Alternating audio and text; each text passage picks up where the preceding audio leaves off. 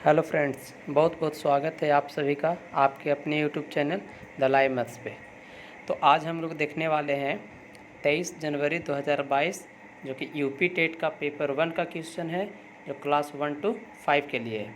तो इसमें जितना सीडीपी का 30 क्वेश्चन उसे आज हम लोग देखने वाले हैं। तो जो भी इस चैनल पे नए आए हैं वो इस चैनल को सब्सक्राइब कर लें और अपना बेल आइकन को दबा दें, ताकि जितनी भी तरह के वीडियो जाएगी सबसे पहले आपके पास पहुंच जाए।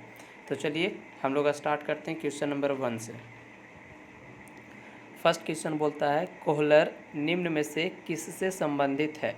आपके पास 4 ऑप्शन दिए गए हैं। तो इसमें देखिए जो आपका सटीक आंसर जाएगा ऑप्शन नंबर 2 के साथ जाएगा, अधिगम के सिद्धांत। जैसे यहाँ पे देख रहे हैं कि कोहलर के बारे में दिया गया है, तो कोहलर का जो सिद्धांत था अंतर्दृष्टि का सिद्धांत, जिसे हम लोग बोलते थे सूझ का सिद्धांत, उसी को हम लोग बोलते हैं। यानी इसमें जो होता है ना कि सडन मतलब अचानक, जो कभी कभी जैसे होता है ना कि अचानक तुरंत जो आंसर हम लोग क्लिक होता है माइंड में, वही होता है सूझ का सिद्धांत। तो इसमें अधिगम के सिद्धांत आपका सही आंसर हो जाएगा। नेक्स्ट आगे हम लोग देखेंगे क्वेश्चन नंबर 2। मैकडूगल के अनुसार मूल प्रवृत्तियों की संख्या होती है। अब इसमें देखिए 4 ऑप्शन आपके सामने दिए हुए हैं, 15, 10, 12, 14। तो इसमें जो आपके सटीक आंसर होंगे आपके ऑप्शन नंबर 4 यानी कि 14। मूल प्रवृत्ति जो टोटल थे 14 मैकडूगल के अनुसार। तो चलिए हम लोग आगे बढ़ते हैं क्वेश्चन नंबर 3 के अनुसार। मानसिक उद्वेलन प्रतिमान का प्रयोग निम्न में से किसके शिक्षण हेतु किया जाता है। और आपके 4 ऑप्शन दिए हुए हैं। तो इसमें जो आपका सबसे सटीक आंसर जाएगा ऑप्शन नंबर 3 के साथ सृजनात्मकता। मानसिक उद्वेलन प्रतिमान का प्रयोग सृजनात्मकता के साथ जाएगा। तो आगे बढ़ते हैं क्वेश्चन नंबर 4 को देखेंगे हम लोग।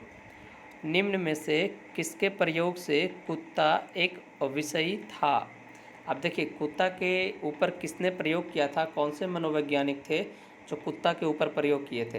तो इसमें जो आपका कुत्ता पर प्रयोग करने वाले मनोवैज्ञानिक थे वो आपके पाओलो महोदय थे। पाओलो जो थे वो कुत्ता के ऊपर प्रयोग किए थे। और इसमें जैसा कि देख रहे हैं कि आपके 4 ऑप्शन दिए हुए हैं, जिसमें से कहीं ना कहीं आप जब सीडीपी के बारे में पढ़ेंगे तो बहुत सारे ऐसे मनोवैज्ञानिक आएंगे जो अलग अलग जीव जंतु पे प्रयोग किए थे। जैसे कि कोई थे जो कि कबूतर पे किए थे, तो कोई थे जो कि कुत्ता पे किए, तो कोई चूहा पे किए। तो इस तरह से आपको बहुत सारे देखने को मिलेगा। तो जिसमें से आपका जो देख रहे हैं कुत्ता, तो उस पर पाओलो महोदय ने काम किया था। तो आगे हम लोग देखेंगे क्वेश्चन नंबर 5 में दिया हुआ है मौलिकता, नम्यता तथा प्रवाह निम्न में से किसके घटक हैं। ये देखिए आपके 4 ऑप्शन दिए हुए हैं। तो इसमें जो आपका सबसे सही आंसर जाएगा ऑप्शन नंबर 4 के साथ सृजनात्मकता। नेक्स्ट आगे देखेंगे 6 नंबर क्वेश्चन। 6 नंबर क्वेश्चन में बोला जा रहा है युत्सा है। अब देखिए अभी हम लोग जैसे कि पिछले क्वेश्चन में देख रहे थे कि मैकडूगल के अनुसार जो दिया हुआ था 14 मूल प्रवृत्ति, उसमें से एक आपका यहाँ पे भी दिया हुआ है। देखिए ये जो दिया हुआ युत्सा, तो ये आपका क्या है, मूल प्रवृत्ति है। जो मैकडूगल के अनुसार 14 मूल प्रवृत्तियाँ में से एक आपका ये भी उसी में समाहित है। तो ये क्या हो जाएगा, मूल प्रवृत्ति हो जाएगा। नेक्स्ट आगे देखेंगे क्वेश्चन नंबर 7। बालकों के सामाजिक विकास को प्रभावित करने वाले तत्व हैं। अब देखिए आपके पास यहाँ पे 4 ऑप्शन दिए हुए हैं। तो इसमें से जो आपका सही आंसर होगा वो ऑप्शन नंबर 4 हो जाएगा, सामाजिक परिवेशजन्य तत्व, जो कि बालकों के सामाजिक विकास को सबसे ज़्यादा प्रभावित करेगा। नेक्स्ट आगे बढ़ेंगे क्वेश्चन नंबर 8 की ओर। 8 में देखिए क्या बोला जा रहा है, शारीरिक विकास का एक प्रमुख नियम निम्न में से कौन सा है। और यहाँ पे जैसा कि देख रहे हैं 4 ऑप्शन में आपका पहला है मानसिक विकास से भिन्नता का नियम, कल्पना और संवेगात्मक विकास से संबंध का नियम, यहाँ देखिए द्रुतगामी विकास का नियम या अनियमित विकास का नियम। तो इसमें जो आपका सबसे सटीक आंसर जाएगा, शारीरिक विकास के बारे में पूछा गया तो द्रुतगामी विकास का नियम इसमें सही आंसर हो जाएगा, ऑप्शन नंबर 3। नेक्स्ट आगे देखेंगे हम लोग क्वेश्चन नंबर 9 पे। 9 में बोला गया निम्नलिखित में से कौन सा विकास का सिद्धांत नहीं है। अब इसमें देखिए सब ये बार बार क्वेश्चन को आपको दिखाते हैं कि जब भी नहीं का सेंस दिया हुआ रहे तो इसको आप अच्छे से इस प्रश्न को सॉल्व कीजिएगा, क्योंकि ये नहीं नज़र नहीं आता है और हम लोग सही को देखते हुए जैसे ही ऑप्शन 1 आता है हम लोग टिक करके चले जाते हैं और कहीं ना कहीं एक नंबर से हम लोग मार खा जाते हैं। तो इसमें ध्यान देना है कि इसमें नहीं के सेंस में क्वेश्चन पूछा गया है। तो इसमें देखेंगे तो विकास का सिद्धांत में देख रहे हैं जैसा कि समान प्रतिमान का सिद्धांत, परस्पर संबंध का सिद्धांत, निरंतर विकास का सिद्धांत, ये तीन जो देख रहे हैं आपका तीनों का तीनों जो है विकास का सिद्धांत है। नहीं में जो दे रहा है अनुकूलित प्रत्यावर्तन सिद्धांत, ये आपका नहीं है, यानी कि जो ऑप्शन यहाँ पे आप देख रहे हैं सही चला जाएगा ऑप्शन नंबर 1 के साथ। तो ये आपका सटीक आंसर हो जाएगा। नेक्स्ट आगे हम लोग देखेंगे क्वेश्चन नंबर 10 में बोला गया विकास के परिणाम स्वरूप नवीन विशेषताएं और नवीन योग्यताएं प्रकट होती है, यह कथन खाली स्थान ने दिया है। अब इसमें देखिए, इसमें 4 ऑप्शन में आपके 4 मनोवैज्ञानिक के नाम दिए हुए हैं, जिन्होंने एक इसमें ऐसे मनोवैज्ञानिक है जो इस कथन को दिए हैं, तो वो मनोवैज्ञानिक हरलॉक महोदय हैं, जिन्होंने विकास के परिणाम स्वरूप नवीन विशेषताएं और नवीन योग्यताएं को प्रकट किए हैं। तो चलिए इसका आंसर आपका 4 हो जाएगा। आगे देखेंगे क्वेश्चन नंबर 11, पूर्व अनुभव के आधार पर संवेदना को अर्थ प्रदान करना कहलाता है। अब यहाँ जैसा कि देख रहे हैं कि पूर्व अनुभव के आधार पर पूछा जा रहा है, तो इसमें जो आपका सही आंसर हो जाएगा ऑप्शन नंबर 4 प्रत्यक्षीकरण। तो आगे हम लोग बढ़ते हैं क्वेश्चन नंबर 12 की ओर। सीखने में प्रयास व भूल के सिद्धांत का प्रतिपादन किसने किया? ये देखिए, ये बहुत ही इम्पॉर्टेंट क्वेश्चन है और ये क्वेश्चन जो है कि कहीं ना कहीं एग्ज़ाम में आपको देखने को मिलता है। तो ये आपका बहुत ही इम्पॉर्टेंट मनोवैज्ञानिक का दिया हुआ है, सीखने में प्रयास एवं भूल का सिद्धांत। तो इसमें जो आपका सटीक आंसर जाएगा थॉर्नडाइक महोदय, जिन्होंने सीखने में प्रयास एवं भूल का सिद्धांत को दिए थे, थॉर्नडाइक महोदय। तो नेक्स्ट आगे बढ़ेंगे हम लोग क्वेश्चन नंबर 13 की ओर। औसत बुद्धि वाले बालकों की बुद्धि लब्धि स्तर होगा। यहाँ पे देखिए आपके 4 ऑप्शन प्रस्तुत किए गए हैं, तो इसमें औसतन पूछा गया है। ऐसा नहीं है कि मतलब जो हायर होता है या फिर सबसे लो होता है उसके बारे में नहीं पूछा गया, जो औसतन होगा उसके बारे में बोला गया। तो औसतन आपका 90 से 110 के बीच यानी कि 109 तक आपका औसतन के रूप में जाएगा, यानी कि ऑप्शन नंबर 3 आपका सही हो जाएगा। तो आगे हम लोग बढ़ेंगे क्वेश्चन नंबर 14 की ओर। 14 में बोला जा रहा है निम्न में से कौन तरल क्रिस्टलीय बुद्धि के प्रतिमान के प्रतिपादक थे? यहाँ भी आपके मनोवैज्ञानिक के नाम दिए हुए हैं, जो कि 4 ऑप्शन में देख रहे हैं कि जो सबसे सटीक आपका जाएगा आंसर ऑप्शन नंबर 1 के साथ कैटल महोदय। कैटल महोदय जो थे तरल क्रिस्टलीय बुद्धि के प्रतिमान के प्रतिपादक थे। तो चलिए आगे बढ़ते हैं क्वेश्चन नंबर 15 में बोला गया है क्रिया प्रसूत अधिगम सिद्धांत का प्रतिपादन किसने किया? यहाँ देखिए, जितना भी यहाँ पे आपको देखने को मिल रहा है कहीं ना कहीं क्वेश्चन बहुत इजी पूर्वक, जो ये 2022 का क्वेश्चन देख रहे हैं हम लोग, बहुत और इजी पूर्वक सब हल हो जा रहा है। तो इसमें देखिए क्रिया प्रसूत अनुबंधन जो होता है वो आपका स्किनर महोदय के अनुसार आंसर इसका जाएगा, क्रिया प्रसूत अधिगम सिद्धांत का प्रतिपादन स्किनर महोदय। नेक्स्ट आगे देखेंगे क्वेश्चन नंबर 16, ब्लूप्रिंट निम्न में से किसका महत्वपूर्ण घटक है?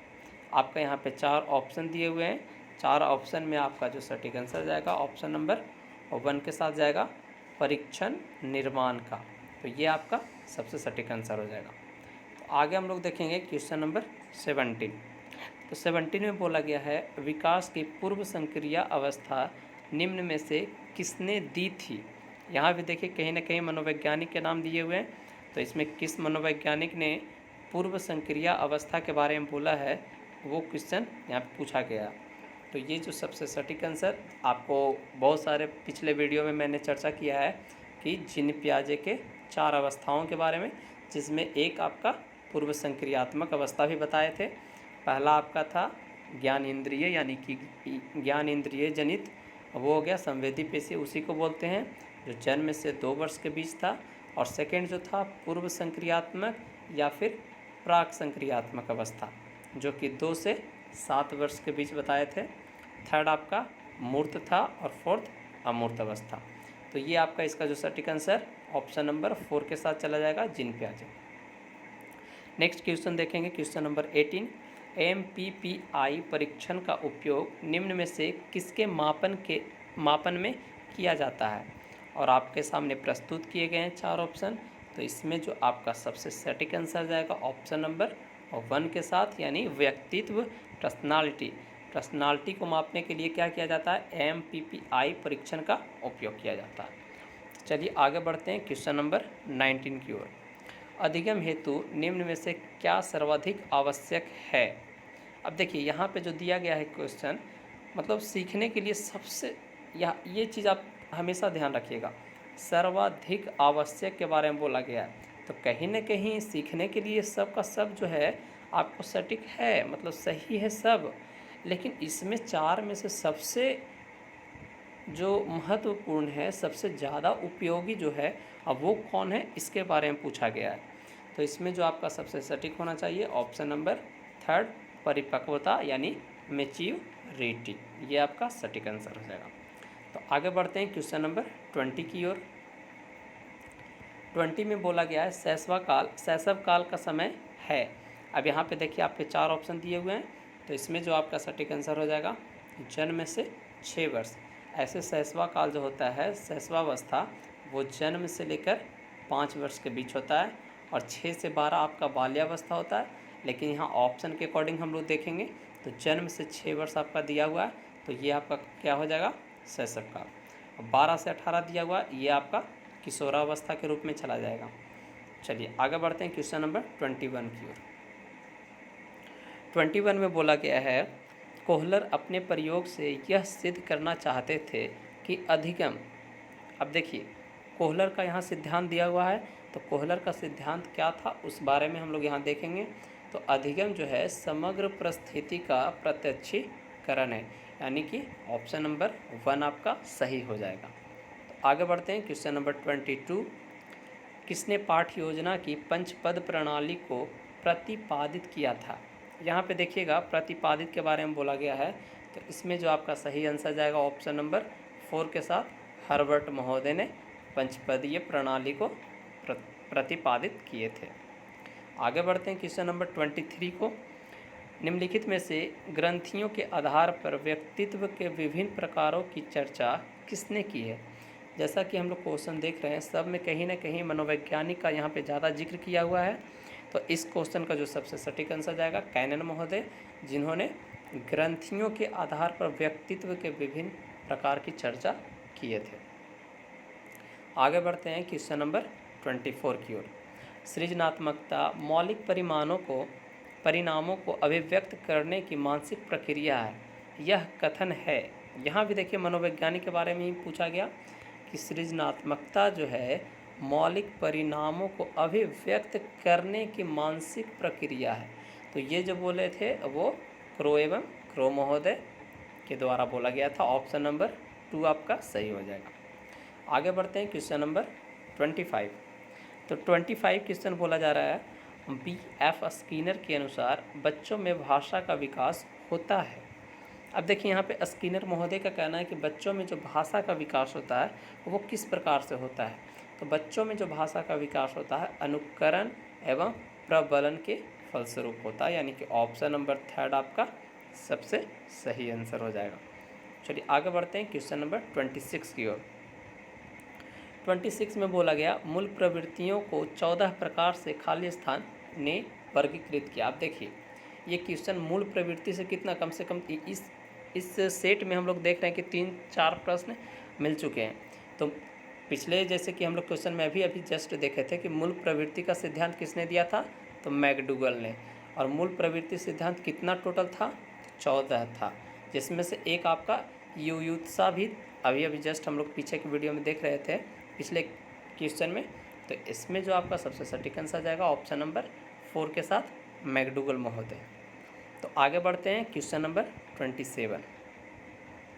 27 में बोला जा रहा है किसी दूसरी वस्तु की अपेक्षा एक वस्तु पर चेतना का केंद्रीकरण अवधान है, यह कथन है। अब यहाँ पे देखिए यहाँ भी आपका क्वेश्चन दिया गया है मनोवैज्ञानिक के अकॉर्डिंग ही।